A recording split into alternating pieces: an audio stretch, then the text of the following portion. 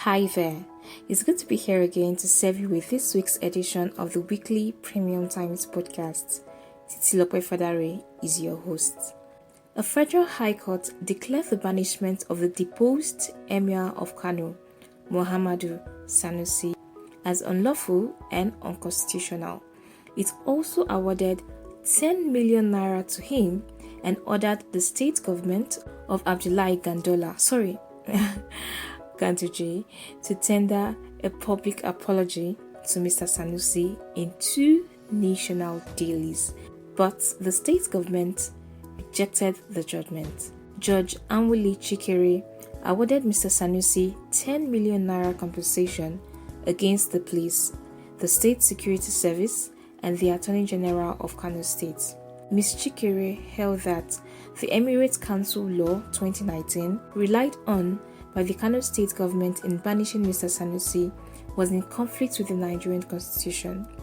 For his controversial outbursts and criticism of the northern elites, Mr. Sanusi was dethroned last month on the order of Governor Ganduje before he was banished to Awe in Nasarawa State, where he was confined to a private house. Mr. Lawan, the state attorney general, said the government to appeal the order because the constitution recognizes tradition and custom. He said the state government would do everything possible to protect the custom and tradition of the Kano people.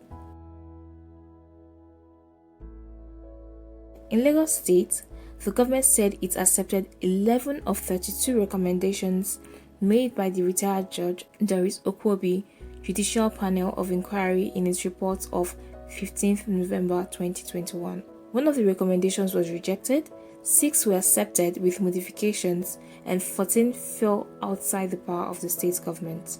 The panel said the incident at Lekki last October was a massacre because at least 46 unarmed protesters were either shot dead, injured with bullets, or assaulted by security forces. But the government said that figure was unfounded.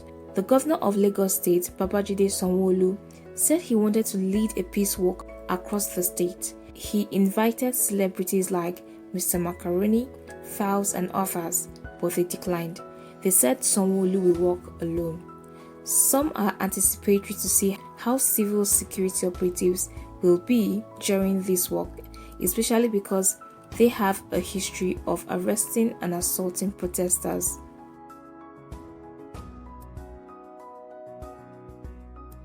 When a joke made rounds on social media about how a man who climbed a prison fence to pluck some fruits only to fall inside the prison yard, we probably thought that was a joke taken too far. This week, something like that played out at the Medium Security Custodial Center in Jos.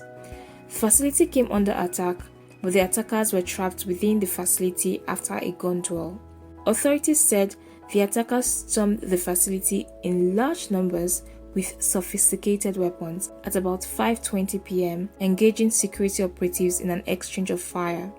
Unfortunately, 10 people were killed and 252 inmates escaped from jailbreak in Jos, the second prison break since July in the state, and over 5,000 escapees from Nigerian prisons in the last 1 year.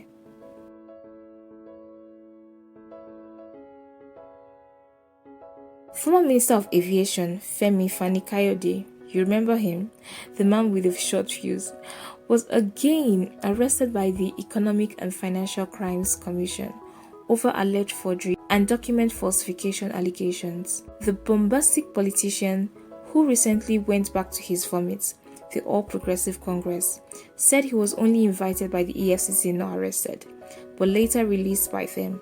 Do you release someone invited? The former minister was reportedly upset by operatives of the commission after the judge, Daniel Osaigo, adjourned proceedings in an ongoing trial involving alleged 4.9 billion naira fraud. He was said to have been immediately driven to the commission's office. The EFCC is prosecuting Mr. Fani-Kayode and 2 others on 17 counts of conspiracy, money laundering, and fraud to the tune of 4.9 billion naira. He's been charged alongside the former Minister of State for Finances, Inadi Usman, a former chairman of the Association of Local Governments of Nigeria, Yusuf Danjuma, and the company Joint Trust Dimensions Nigeria Limited. It doesn't look like the APC-led government would give FFK a slap on the wrist for the allegations of fraud he's battling to save his turbulent political career. As always, this edition was written by Yusuf Akinpelu and Titilope Fadari. See you next week, and please do not forget, if you like this podcast, please share and favorite, and also visit www.premiumtimesng.com to catch the latest edition of this podcast series.